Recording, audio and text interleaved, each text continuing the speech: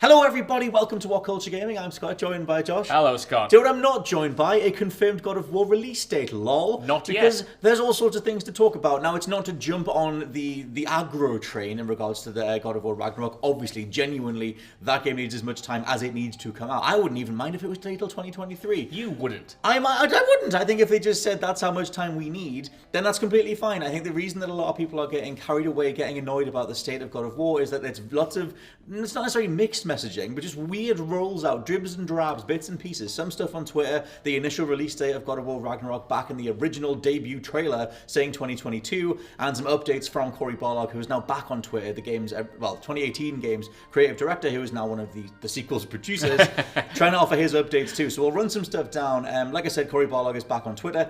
He initially put a post out just saying, look, asking people for patience, if everything was up to me, you guys would know way more, but can you just sort of hang fire and you'll find out stuff soon enough.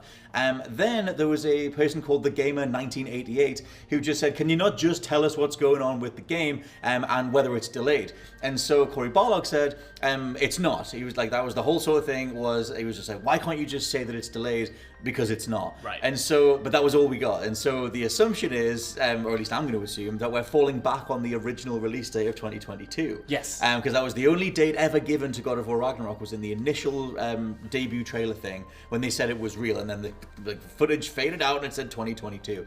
So there's that. There's more stuff to this, but where you are on the whole thing? Well, it's funny because God of War Ragnarok, obviously one of the most anticipated games of this year, but it has had this weird furor around it, like you mentioned, because they put that 2022 date in there, but then over the past few days, we've had all of this kind of back and forth from some journalists, from some insiders, from Cory Barlog and people who are working on the game. Like there was supposed to be an event today that was going to release the release date, and then that's apparently being pushed back, but that doesn't mean that the game is being pushed back. And it just is a case of, it's not even the game's fault, it's just getting like all of these messages in from people saying this is going to happen, it might happen like as early as tomorrow, and then it doesn't, then it gets pushed back. And for a game of this caliber, that kind of frustration comes because you would have expected to see way more from it right by now if it was indeed coming out in 2022. So the video that we wanted to do was just a general check-in, because it seems like, you can't really check Twitter every other day. There's something else happening with God of War, and like I said, all these different statements are happening almost in a row, let's say.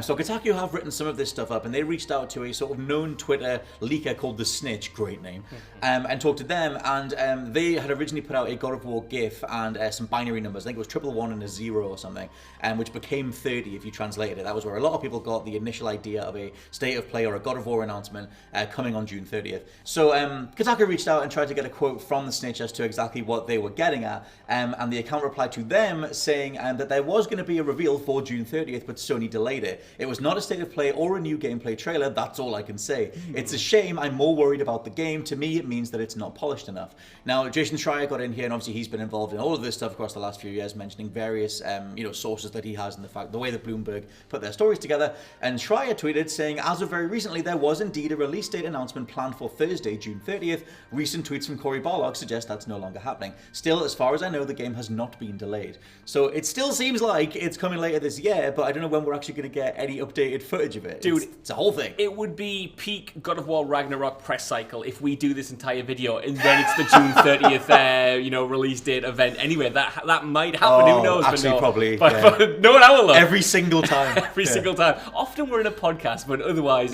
we're just jinxing it. Like this back and forth, this is what's kind of causing the confusion. But it's interesting, the comment about, people now being worried that the game might not be polished enough. But going back to what you said at the start, I genuinely don't think they would release God of War Ragnarok, like I said, one of the most anticipated games of this year, if not the past few years, if it wasn't ready. In fact, I would say that them not showing anything means that they're all hard at work, on the core game itself, rather than diverting resources to, create a gameplay demo or a gameplay trailer, Well, the thing is, they put out a string of the accessibility videos just showing off various features that Ragnarok has, and I forget the name of the person who wrote it all up on Reddit, but they said that Sony tend to do this. They tend to show off accessibility videos before the full gameplay video comes, but the full gameplay video does come in quick succession afterwards. And so that's kind of another thing that's pointing to the idea that God of War Ragnarok is about to be be shown off in full, but yet the finished article just doesn't seem to get there. So it is kind of interesting. I am curious if the fact that they're developing it on 2 different generations is having an impact, because I saw I think it was Gotham Knights cancelled their PS4 versions. Yes, it was. Well, their previous gen version. So I kind of wonder if the rubber's hitting the road in regards to setting out to do cross-generational development, and then as things actually come together, it's harder than it seems to hit both those generational release dates. That was the whole thing with 2018's God of War. That game was apparently an entire, like a whole mess until just a few months before launch, and then eventually it came back together. Obviously this time they have the game engine and they know what they're doing, etc. But I just wonder, like, that's my old stickler thing, is you're trying to develop for 2 completely separate generations of hardware, and I wonder if that gets in the way the closer we get to launch. I'm sure Sony themselves are wondering, Scott, because they have a brand new machine to sell as well. They've got PS5 Pro coming. They've got a PS5 Pro coming at some point, but they have the actual PS5 right now to be selling. But obviously the microchip shortage and what have you is still impacting the production of PlayStation 5 and other next-gen machines. So I wonder whether they're just kind of like maybe hedging their bets to be like, if this game is going to be ready, we want to forefront it maybe as a PS5 title to sell a console as much as we want to shift units on the PS4. Maybe that's kind of why they're holding off, to make sure enough PS5s are out there for them to focus on that, just to kind of hope over the summer that they get an influx of more customers so that install base goes a little bit higher. I don't know if that's necessarily the case, but I'm sure it's something that they're thinking of in terms of the strategy. It must be a weird nightmare to roll with, trying to be Sony, trying to be Jim Ryan and roll with all the different punches, all the different qualms that came from the last 2 years, and referring to them as qualms is a massive understatement. But I always felt like their whole walk back of we believe in generations, and actually no, we're going to release stuff on the PlayStation 4 was very much a response to the fact that they couldn't get the PS5s in people's hands. But like you said, that has changed. You can, for the most part, be able to go buy a PlayStation 5 now. They seem to be in stock again. Maybe not to the absolute demand that people would want, but a lot more than they used to be. And so I wonder how much that affects their, the stopgap mentality that they had, where it's like, oh my god, just say that we're doing it on PlayStation 4, just put that version together and we'll figure it out later. Trying to read the terrain as it came together kind of thing. But yeah, in terms of the game itself, they've shown very little of it. Like, we know that it's a continuation of the Kratos Atreus stuff, but where are you at on the hype levels? It's right, okay, this is really funny, and this is where I might get a bit negative, and I don't really want it to come across as negativity, because I want to clarify, I'm really looking forward to God of War Ragnarok. Like, when that thing is in my hands, I'm no doubt going to enjoy it. However, from what we've seen so far, I almost know what it's going to be, and that's not necessarily a bad thing, because, there are so many sequels that just, continue what the original started, and they've been incredible. Just, I can't get my hype to the level of God of War 2018, because that felt fresh, that felt brand new, that felt like something unexpected, whereas this, I am looking forward to the continuation of something. So I would like to see a trailer or a bit of gameplay that gives me something that I didn't expect and gets me excited on another level, but for now, I kind of feel like I'm almost at the ceiling. Maybe Sony knows that. Maybe Sony knows that this is like one of the most anticipated games. Maybe people know that maybe Sony knows that people are going to buy it regardless. True. So maybe that's why they're not coming out with a massive blitz, because they're like, it's God of War. God of War will sell. And I think all it will take is some sort of gameplay demo to invert stuff. I mean, I'm an absolutely insane Sonic fan. I was going, this thing's Frontier's an absolute mess. Then they showed the Switch version. I went, I'm probably going to buy that anyway. I mean, I was always going to buy it, but the new version looks a bit better. Sometimes all it takes is a little bit more gameplay to convert people. But it's interesting mentioning the run-up to the 2018 one, because the actual reveal of that game is one of the coolest E3 moments of the last 10 years. The whole thing where you open the trailer on Atreus, then you go back into the shadows in the room, and you go back in through the smoke, and then Kratos is the character that walks through. Not like that, but he did do this. He does a little bit of this. He's like, I'm oi, back, boys, how you doing? Do you want to throw an axe? And he's loving it. And so I think that they kind of have that to match up to some degree, even though you can argue that there is so much conversation around God of War that hasn't been officially planned.